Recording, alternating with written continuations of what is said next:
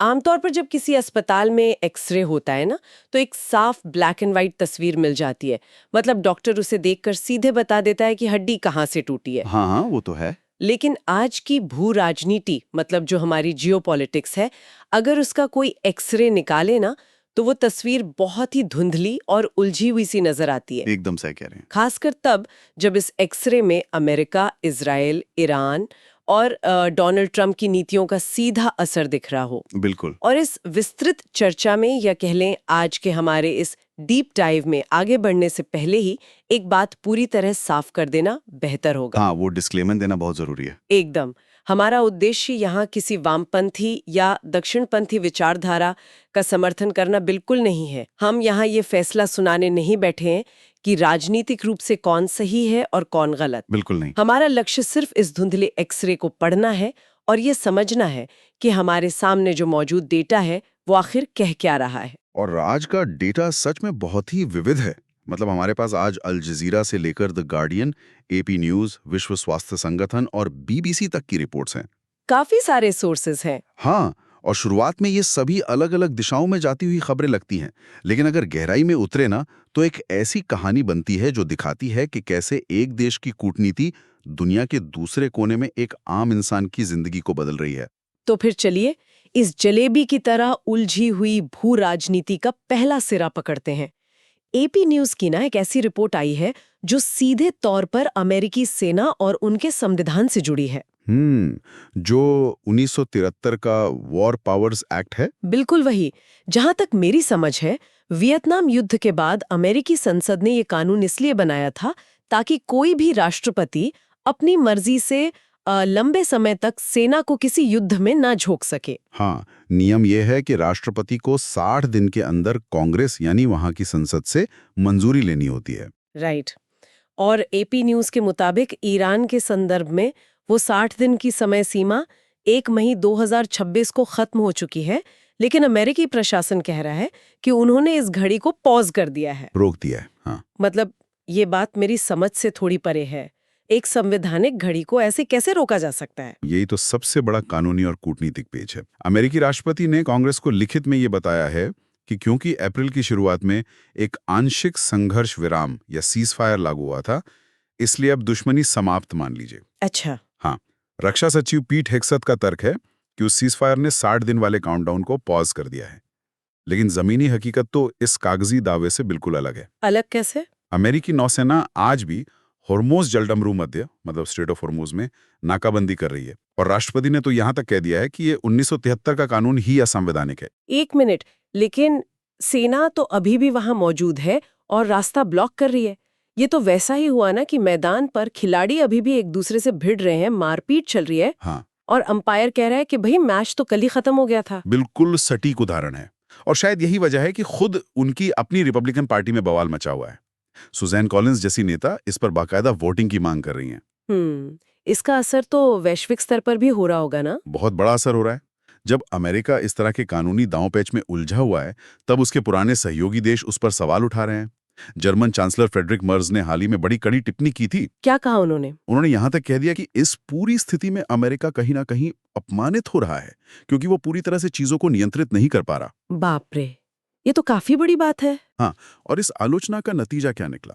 America ने Germany से अपने 5,000 सैनिक वापस बुलाने का ऐलान कर दिया। 5,000? हाँ, ये वहां तैनात कुल 36,000 सैनिकों का लगभग 14% है, और इन्हें अगले 6 से 12 महीने में वापस बुलाया जाएगा। ये तो एक बहुत ही अग्रेसिव कदम है।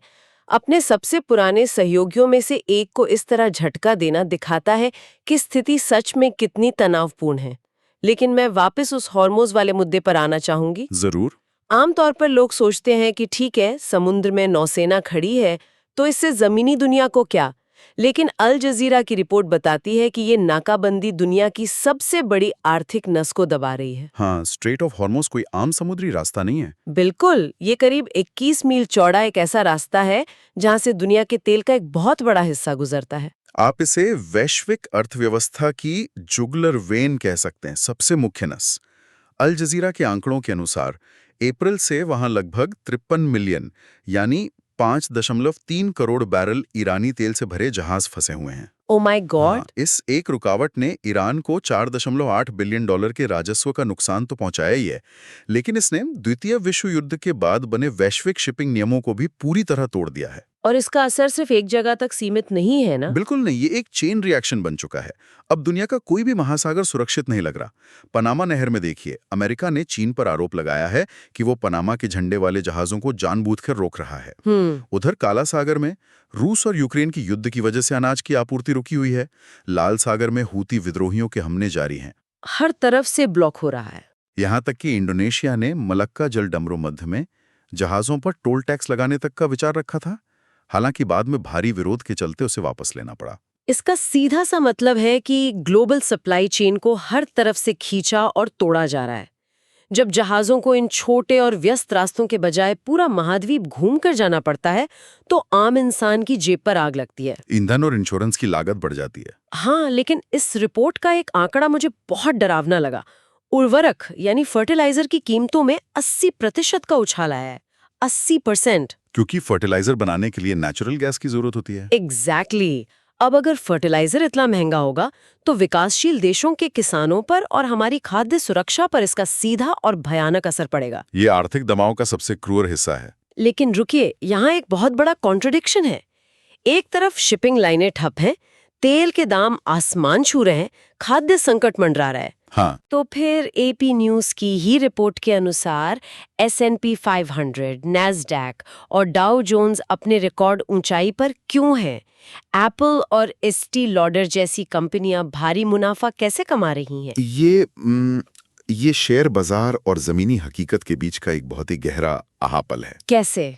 देखिए, शेयर बाजार और रियल इकोनॉमी हमेशा साथ नहीं चलते। बाजार भविष्य की उम्मीदों और तकनीकी कंपनियों के मुनाफे पर चल रहा है। इन बड़ी टेक कंपनियों का विस्तार डिजिटल है। अच्छा। जब तक लोग सॉफ्टवेयर खरीद रहे हैं और क्लाउड स्टोरेज इस्तेमाल कर रहे हैं, उनका मुनाफा बढ़ता रहेगा। भौतिक बुनियादी ढांचा संघर्ष कर रहा है, लेकिन निवेशक अपना पैसा इन डिजिटल जगहों पर लगा रहे हैं। लेकिन ये डिजिटल दुनिया हवा में तो चल नहीं रही है। इन्हें पावर ग्रिड्स चाहिए, विशाल डेटा सेंटर्स चाहिए और महासागरों के नीचे बिछे हुए केबल्स चाहिए। क्या इनका इंफ्रास्ट्रक्चर भौतिक दुनिया पर पूरी तरह निर्भर नहीं है? आपने बिल्कुल सही जगह पर चोट की है, और यही वो डर है जिसने पूरी दुनिया को हिलाकर रख दिया है। टेक कंपनियां भले ही कुछ वक्त के लिए बाजार को ऊंचा रखें, लेकिन आखिरकार डिजिटल दुनिया को जिंदा रखने के लिए भौतिक ऊर्जा चाहिए। इसी वजह से हम ऊर्जा की दुनिया में एक ऐसा बदलाव देख रहे हैं जिसकी कल्पना कुछ साल पहले मुश्किल थी। बिल्कुल।